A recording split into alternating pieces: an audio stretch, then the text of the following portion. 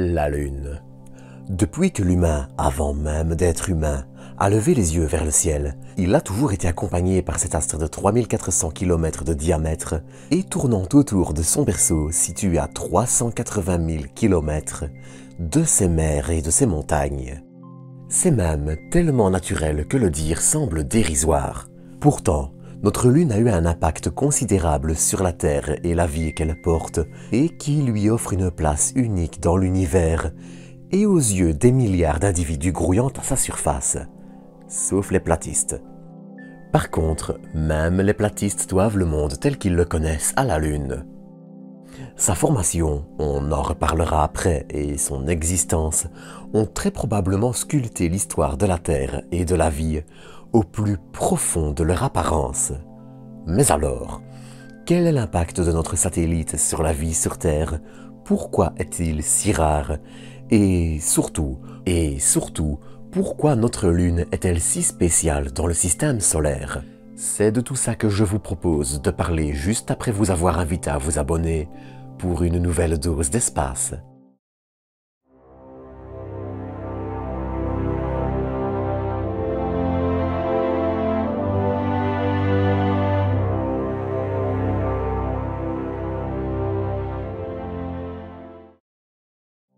L'histoire avec laquelle je voulais commencer cet épisode se déroule il y a près de 4,5 milliards d'années, alors que le système solaire, encore tout jeune, n'en est qu'à une bonne centaine de millions d'années tout au plus. À cette époque, la Terre, encore une protoplanète et est encore un monde infernal, partage son orbite avec une autre protoplanète, plus petite, d'environ la moitié de la taille de Mars, soit environ 6000 km de diamètre.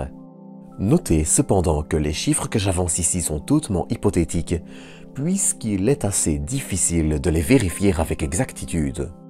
Toujours est-il que la Terre et cette voisine allaient s'approcher pour finalement entrer en collision.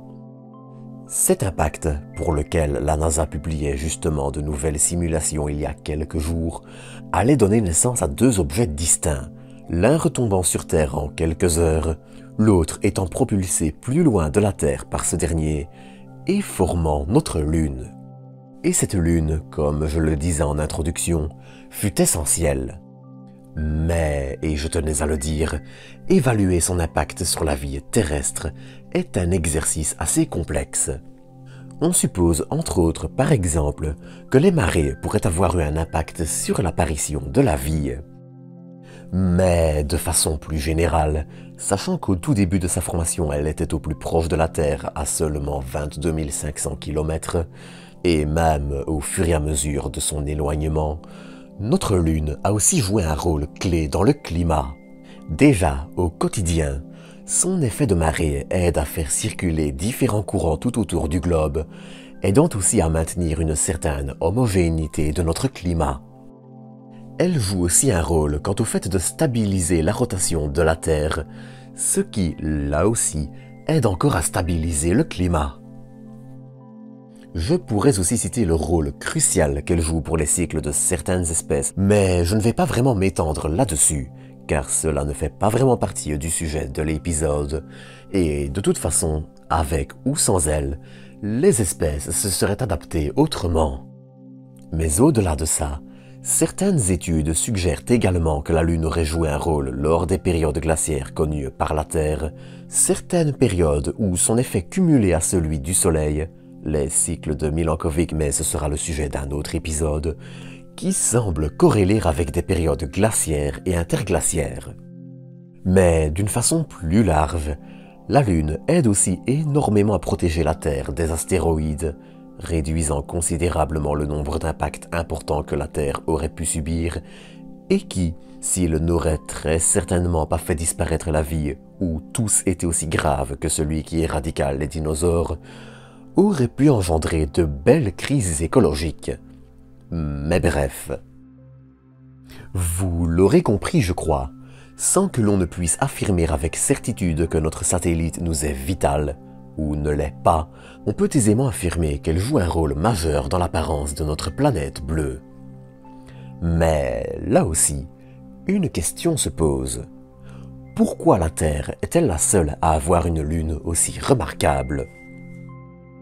Alors je vous vois déjà bondir, car, et je vous l'accorde, des planètes comme Jupiter, Saturne, Uranus et Neptune ont aussi des lunes qui sont tout sauf minuscules. Seulement voilà, il y a un hic. Dans le cas de lunes trouvables autour de géantes gazeuses, leur formation est en fait quasiment inévitable, car tout comme autour du Soleil se trouvait un disque d'accrétion constitué de poussières et de gaz, ce même phénomène se produit également autour de 20 planètes.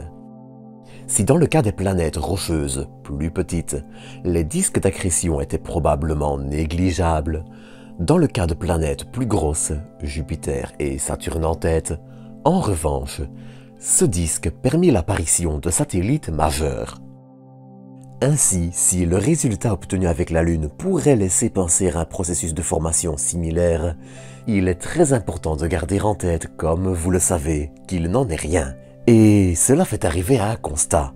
Si l'on prend toutes les planètes rocheuses du système solaire, les lunes semblent y être particulièrement rares. Alors, je vous l'accorde, il y a Pluton et sa lune Charon, qui, pour le coup, est bien rocheuse. Dans le cas de ce couple, et même si Pluton n'est pas vraiment une planète, on suppose également que Charon pourrait être le fruit d'un impact avec une autre planète mineure, par un processus d'ailleurs très similaire à celui de la formation de notre Lune. Et puis, comme exception, il y a aussi celles que l'on ne présente plus, à savoir les lunes martiennes Phobos et Deimos. Et à ce titre, justement, Mars est assez intéressante. Bien que les origines précises de Phobos et Deimos soient encore sujettes à débat, il y a une théorie qui semble légèrement plus probable. Lors de sa formation, la planète rouge aurait en effet elle aussi subi une collision avec une autre protoplanète, encore plus petite, créant un anneau autour de la planète, dans lequel les deux petites lunes se seraient agrégées. Cependant, certaines théories avancent aussi la possibilité que les satellites de la planète rouge auraient été des astéroïdes capturés en orbite martienne, mais néanmoins, la stabilité de leur orbite semble peu en accord avec cette théorie. Pour trancher, il faudrait attendre des missions vers ces lunes pour mieux connaître leur composition et ainsi savoir si elles partagent des origines avec Mars. Avec tout ceci en tête, il paraît assez évident qu'au vu du billard cosmique, la Terre a gagné le gros lot en se faisant violemment tabasser, surtout si on ajoute à cette phrase le grand bombardement tardif qui amena l'eau sur Terre il y a entre 3,9 et 4,1 milliards d'années. Mais je digresse. Grèce. La formation d'une lune de la taille de la nôtre, et donc avec une influence gravitationnelle aussi forte, est déjà en soi un petit miracle, ou du moins un beau coup de chance. Mais il reste aussi à ce jour plein de questions sans réponse définitive. À quel point la Terre est-elle chanceuse, et à quel point la Lune est-elle importante? Les impacts ayant formé notre Lune sont-ils courants, et est-elle le fruit d'un grand impact, ou d'un ou deux supplémentaires et plus modérés? Tous ces points restent encore des zones d'ombre et, pour y répondre, les futures étapes de l'exploration robotisée comme habitée de notre satellite seront cruciales. La récolte d'échantillons, leur datation, mieux comprendre comment différentes régions de notre satellite se sont formées, et même les origines des lunes martiennes. Tous ces points sont importants pour comprendre exactement d'où vient notre Lune. Dans l'idéal, la recherche d'exolunes, des lunes dans d'autres systèmes planétaires, serait le Saint Graal. Elle permettrait ainsi d'évaluer à quel point ce type de lune est fréquent autour d'une planète rocheuse, située dans la partie interne de son système. Mais malheureusement, non seulement les planètes rocheuses sont bien plus souvent dans la partie externe de leur système, ce qui est aussi un point assez particulier du nôtre, mais en plus, il est encore largement au-dessus de nos moyens de détecter des exolunes. En résumé, il y a encore énormément de points qui restent mal compris et, malheureusement, de questions qui doivent rester avec des réponses approximatives. Si la Terre et la vie a probablement eu une grande chance d'avoir la Lune, surtout une si massive qui représente quand même 1/100 de la masse de la Terre. Mais à quel point cette chance est grande, ça, en revanche, il est encore trop tôt pour le dire. Et c'est donc sur ces mots que je vais vous quitter pour aujourd'hui. Comme d'habitude, j'espère que vous aurez apprécié cet épisode et je vous donne rendez-vous dans quelques jours pour un nouveau. D'ici là, prenez soin de vous, prenez soin des autres et à très bientôt pour de nouvelles doses d'espace.